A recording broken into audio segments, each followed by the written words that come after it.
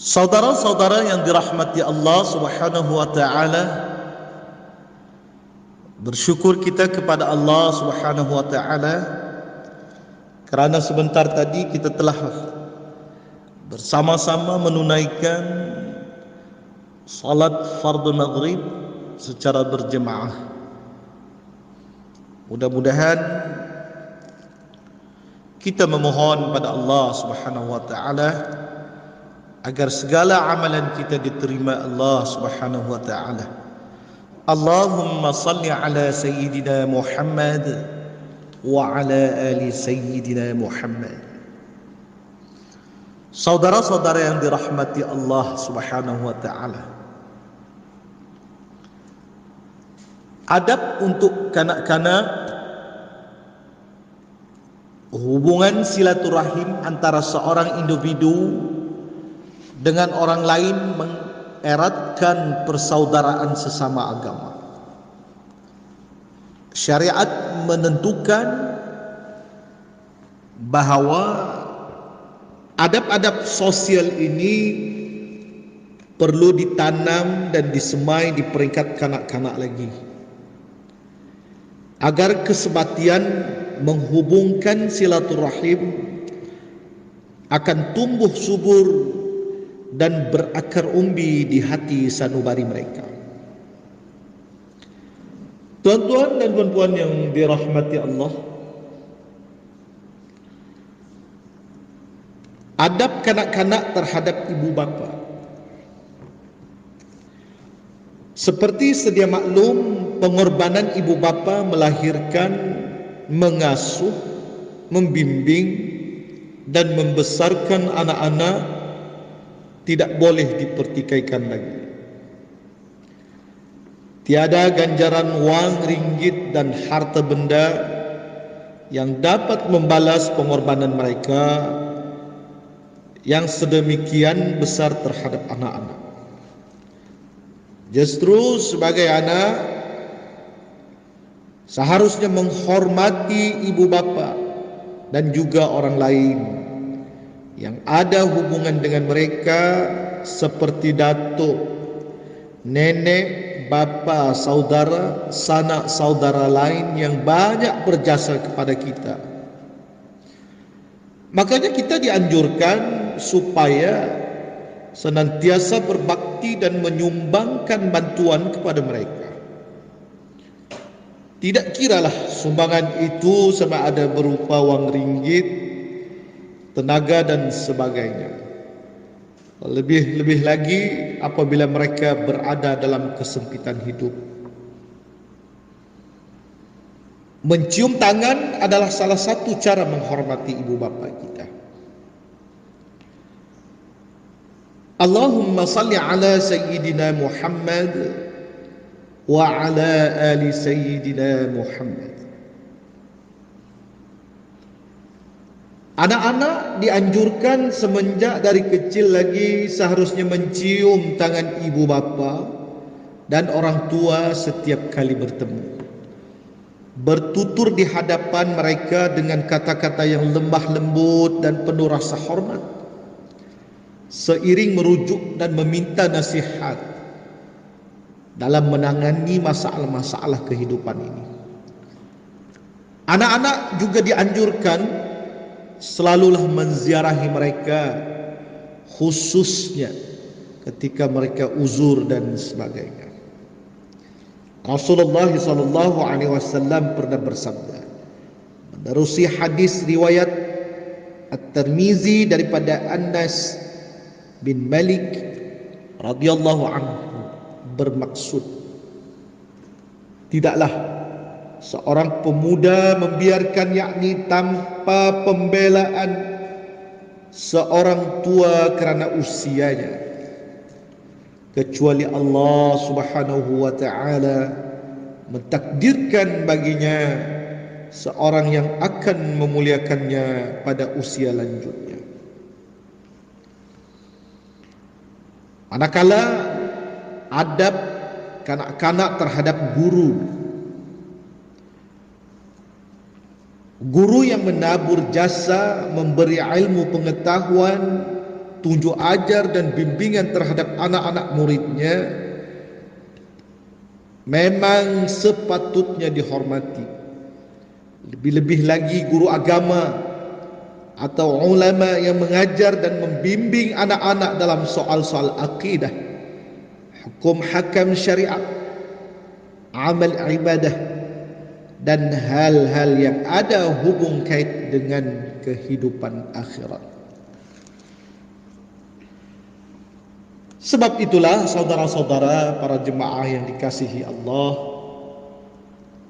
sebab itulah para ibu bapa diingatkan supaya mendidik anak-anak dari kecil lagi untuk menghormati guru dalam menunaikan haknya. Para guru dan ulama semestinya dihormati dan disanjung.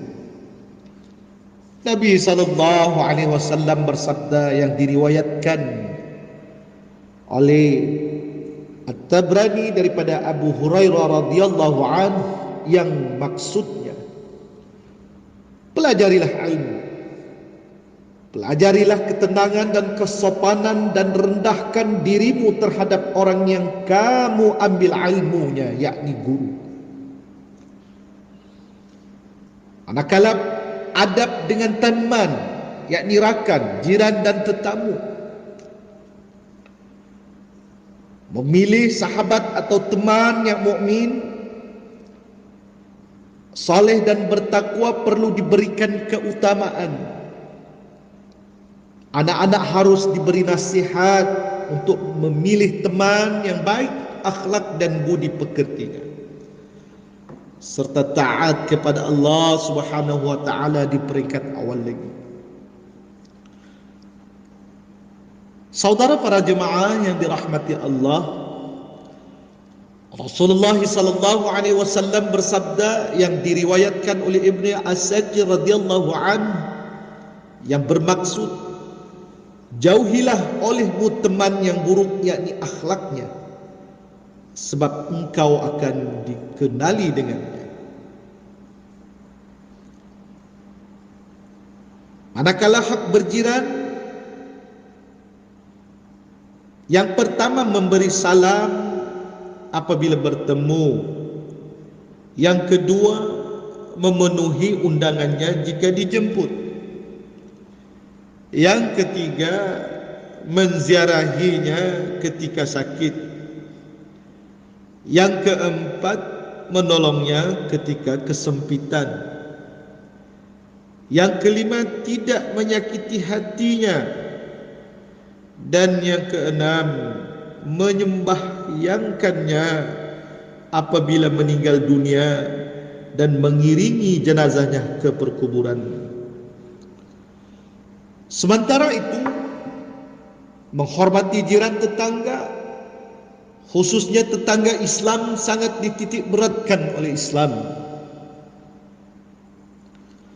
Sebuah hadis riwayat Al-Shawkhani menyebut Nabi sallallahu alaihi wasallam bersabda, "Man yu'minu billahi wal yawmil akhir falyukrim jarah." Yang bermaksud, sesiapa yang beriman kepada Allah Subhanahu wa taala dan hari kemudian, hendaklah ia memuliakan tetangganya, yakni jirannya. Allah Subhanahu wa taala berfirman dalam surah An-Nisa ayat 36 yang berbunyi, A'udzu billahi minasy syaithanir rajim. Wa bil walidaini ihsana wa bidzil qurba wal yatama wal masakin والجار ذي القربى والجار الجنب والصاحب بالجنب وابن السبيل صدق الله العظيم. Yang bermaksud, dan berbuat baiklah kepada kedua-dua ibu bapa, kaum kerabat, anak-anak yatim, orang miskin, tetangga dekat dan jauh, teman sejawat, dan orang yang berjihad. Menerusi firman Allah Subhanahu wa taala dalam surah An-Nisa ayat 36 ini jelas bahwasanya kita seharusnya saling hormat menghormati sesama kita. Manakala adab terhadap tetamu atau musafir dalam Islam, adab terhadap tetamu atau musafir amat diutamakan. Seperti yang pertama, apabila tetamu berkunjung ke rumah kita, dianjurkan kita menjawab salamnya. Yang kedua, bangun menyambut orang yang datang, lalu mempelawanya duduk. Dan yang ketiga, menjamu dan melayaninya sehingga tetamu itu beredar meninggalkan kita. Saudara-saudara yang dirahmati Allah Subhanahu wa taala, mudah-mudahan apa yang kita kongsikan ini menjadi satu asbab ukhuwah kita semakin kekal hingga ke akhir hayat kita insyaallah. Aqulu qawli hadza wa astaghfirullahal azim li wa lakum wa lisairil muslimina wal muslimat wal mu'minina wal mu'minat fastaghfiruhu innahu huwal ghafurur rahim. Wabillahi taufiq wal hidayah. Wassalamu alaikum warahmatullahi wabarakatuh.